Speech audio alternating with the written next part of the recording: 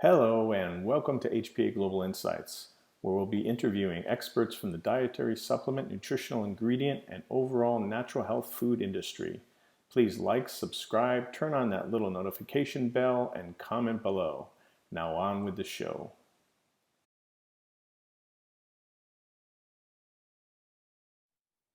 Hi, welcome to the show. Today we are joined by our good friend Ellen Schutt, the Executive Director of GOED, or the Global Organization of EPA DHA Omega-3s. Ellen, how are you? Good. How are you? Thanks for inviting me. Doing good. Let's just go over a few things, talk about what's the latest and greatest at GOED, moving into the future. And first off, I guess, the elephant in the room, how has the omega-3 industry fared during this COVID-19? Yeah, you can't have a conversation without talking about COVID-19. So it won't be surprising that the omega-3 industry did well in 2020, like much of the supplement industry.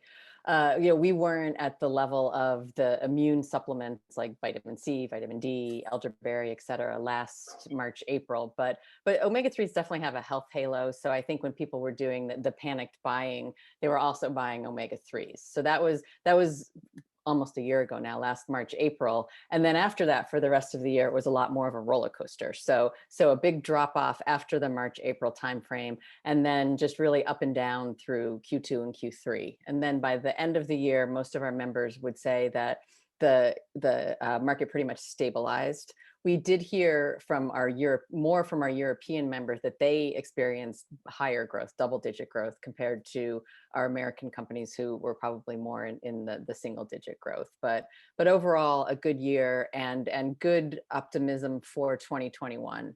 And I actually listened to a different webinar, a week ago from some of the top supplement companies in the US. And I got to ask a question about omega-3s, and they were very optimistic about 2021 and into 22 for omega-3 sales. So it feels like we're in a good position. And of course, there's more optimism in the world in general right now with the vaccine coming out. Okay, well, why do you think that was that Europe was doing better in terms of growth? Was there marketing or something going on that you Yeah, I don't pinpoint? know. I Or mean, some of it, the one company in particular that had really positive things to say was in Eastern Europe, which is an area of larger growth than Western Europe. So it could have okay, just been, anecdotally that it was certain markets, because Europe is not really a supplement consuming culture as much as the United States is. So sure. yeah, kind of interesting that there was more double-digit growth there, I Oh, guess. okay, yeah, that makes sense. Growing from little to Hmm. higher, it really shows. Um, so next, what's like moving forward into this year now? We're in 2021. What's new and what's the focus at GoEd? So we, at the end of last year, went through a whole strategic planning process virtually with our board of directors and had a series of workshops to try and figure out what areas we wanted to focus on. And part of the impetus was that was really the industry has changed in the last 10 years and we don't have the explosive growth that we used to. So what does GoEd need to do, or what do we need to focus on to be to be supporting the industry for the next 5 years? So we came up with 5 key areas. The first one is science, not surprisingly, because obviously we are a science-based industry. So we are building a clinical study database that looks at all of the human studies on omega-3s. And the goal is to complete that this year and then figure out where are the research gaps, what other science needs to be done. Also be able to tell people what the science is around any particular omega-3 benefit. So really exciting work going on in the science world. And then secondly is communications. And we have been communicating with consumers and with healthcare practitioners, but we want to do more of that. And we want to expand globally in terms of the countries that we are trying to communicate with and understand better. So a lot of focus on, we're going to start with a test market in a couple key geographic areas to figure out how do you work with these consumers, or what practitioner audiences should we be talking to, et cetera.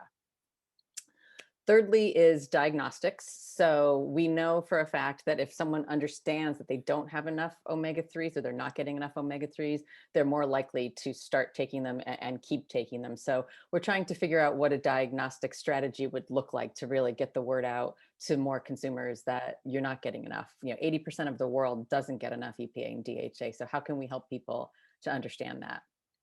Yeah, that's pretty Um, good. There's some different companies doing tests, exactly. which is unique. I think our industry is unique in that people take supplements, and the vast majority of them, you're just taking them hoping, that they're working for you. Where there are some that actually, you take for a month and you can actually feel the difference, or Right, right. that you can know, and having a test to show, hey, you're Hmm. low, and it doesn't Yeah. matter, you're not eating enough fish or you're not taking supplements. That is definitely an awesome thing. Right. Well, and that's one of the biggest challenges is getting people to stick with a regimen because you don't feel an immediate benefit. And it's really, like an insurance policy that you will live longer and be healthier when you're older. But we hear all the time that people, oh yeah, I used to take omega-3s and then I kind of just forgot, or I ran out and didn't buy Mhm. more. So it's getting people in the habit. And this is at least a reason that makes them say, oh yeah, I really need to keep my levels higher. Yeah, I mean, nothing is instantaneous. I mean, it's even, Right. trying to lose weight, you don't lose it all in one day. And it Yeah. takes time and effort, and sticking to it and all that stuff, making it a habit. Well, we're an instant gratification society, unfortunately. Yeah. So then the fourth area is sustainability. And this is interesting to me that this is now one of our focus areas, because we have said for years that the fisheries that supply the omega-3 industry are sustainable. And I can tell you a story about why the krill fishery is sustainable and why the anchovy fishery is sustainable. But when we were doing the research to prepare for these strategic workshops, we interviewed some brands and some retailers, and there's a consumer concern about sustainability. So we want to make sure that we understand well what our members are doing around sustainability, and not just fishery sustainability, but social responsibility, the whole life cycle analysis. And also, kind of what are the metrics in the field? Are we going to look at the United Nations Sustainability Development Goals, or are we going to just look at, tell me what you're doing in your plant to reduce waste or reduce water? So we're in the beginning stages of doing the research on what we want that to look like. And then last but not least, which will be of interest to you, is a focus on Asia. So we want to understand the Asian market better from a consumer perspective, as I said, but also to grow our membership base in Asia and with brands. So it's a category, it's the geography in the market that's really growing. So Mhm. it makes sense for us to have a better understanding of that market and to have more membership representation from that market as well, so we can support them and help continue to grow the category there. But I know you've been monitoring very well what's going on in China, so you're going to be a go-to source for us. Yeah. Well, I mean, for now, I think your members and people involved in the omega-3 ingredient business, or finished product especially, is that China is now um, added 5 new ingredients to their filing system. One of which is omega-3 or fish oil. Right. The other ones are, if I remember correctly, is melatonin, CoQ10, reishi mushroom, and spirulina, I believe, and then fish oil. Okay. So fish oil is, I think their standard is it has to be a soft gel. It has to be more, at least 1 gram of combined EPA DHA, Oh, okay. and it's in the triglyceride or ethyl ester form. Okay. At this Okay. point, I think that's all. So for those that don't know, there's a registration process in China. It's very expensive to do for finished products to get them into the market and sell, like in brick and mortar. Cross-border e-commerce is a separate thing, but the filing system is less expensive. It can cost $10,000 to $20,000 to get it approved, and then 6 months to 10 months to get it actually in the market, compared to a registration with a functional claim, which is 3 to 5 years and $150,000. $100,000. Right. Right. Yeah, Right. so that's good news for the omega-3 industry for China, that we'll see, I'm sure, this goes into effect March of this year. So I'm sure there's lots of companies lining up to just litter the shelves with all kinds of Right. omega-3 supplements. But they're not, I don't think, I have to remember correctly, I don't think you can combine them with other things. I think it has to be just pure Okay. fish oil. I don't think it could be like fish oil and something else CoQ10 together. or something. Yeah. I wonder if it could be CoQ10 because that's also approved. That would be. No, CoQ10, the only, from what I remember, the only thing that can be combined is melatonin can be combined with B6. Oh, And okay. CoQ10, there was just a report out, someone was talking about that. That is, again, I think with the rest of them, you can't combine them with anything. Okay. Okay. But But so this is soft gel form. So this is not somebody, it doesn't change if you're trying to sell oil as an ingredient into China. It has to be yeah, well, that's, taken to a soft gel. yeah, finished product. So Okay. that's the weird part of the regulations in China, is that if it's a food ingredient and it's approved as a food ingredient, and you then put it into a tablet or a capsule or two-piece capsule, something like this, it then changes its category into a health food, and then you need a registration. Okay. But if you were to take just plain fish oil and sell it as a liquid and say, here it is in a spoon, open up and swallow it, you know, like there's quite a few companies doing those now, and like flaxseed oils and things like this with the flavor. Right. You could actually get away with selling that in China as a food. You wouldn't need a registration. But Okay. there's not, as you know, I'm sure there's probably not nearly as many companies that have a liquid-based fish oil or krill oil just to directly put in your mouth without some kind of dosage form. Right. Yeah, Yeah. exactly. So, but anyway, that's still good news for the industry. Very good. And then what were we talking about? Oh, you guys did a report, a meta-analysis on omega-3 and heart health. Yes, we published a meta-analysis in Mayo Clinic Proceedings back in September, and this was looking at the connection between the dose of EPA and DHA and a variety of cardiovascular benefits. So it's really interesting that you said that you need a 1 gram dose in China, because the meta-analysis we did showed that for each additional gram of EPA and DHA you consume, you reduce your risk of cardiovascular disease and myocardial infarction, so heart attack, even more. So there is definitely a correlation between dose and effect. So we were pretty excited to be able to see that and to share that with the scientific world. Awesome. I mean, omega-3 in general typically has very good news. It's not like the egg.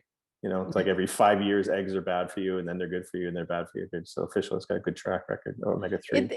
It does, but it also gets the media still makes it a challenging story, because if there's a study that, like the VITAL study was a huge study that came out in 2018 that was definitely positive for omega-3s, but it didn't meet its primary outcome. And so that's what the headlines were all about, was, you know, omega-3s didn't do what they were supposed to do, but it was because stroke was included. So omega-3s help a lot of heart conditions, but they're not necessarily known for reducing the risk of stroke. So because stroke was in the outcomes that they were looking for, it didn't reach the statistical significance. So it's a complicated story. That's the problem, is it's not an easy little a tweet that you can say about all of the research.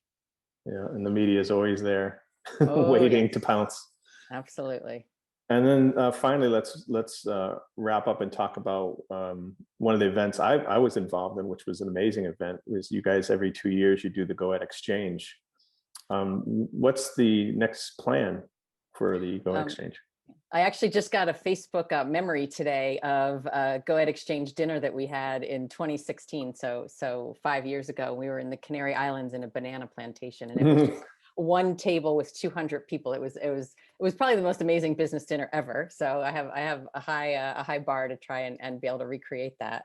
But we're looking at next February in person in the US. So we are about to sign a contract. We're not quite there yet, but we're definitely doing it in the US in 2022, and then looking to go to Asia in 2024. So I'll definitely be coming back to you to get some advice once we get around to planning that one. But like Jeff said, it's a really interesting event. It's very different from a typical industry event, and it's really a good way to bring the whole omega-3 industry together. Very good. All right. Well, Ellen, thanks for all the tidbits and the latest and greatest from GOED. We'll be in touch, and as things open up, I know we'll be doing more things with GOED, and especially in China. Absolutely. So look forward to that. Yeah, me too. All right. Well, have a great weekend coming up, and talk to you again soon. All right. Very good. Take care. Thank you for tuning in to HPA Global Insights. Please like, subscribe, and share with your colleagues. Any questions or suggestions, email us at info@uschinahpa.org. This channel is operated by U.S. China Health Products Association, which is a nonprofit organization. Please consider joining the association and supporting its global endeavors. Your support is very much appreciated. Until next time, take care.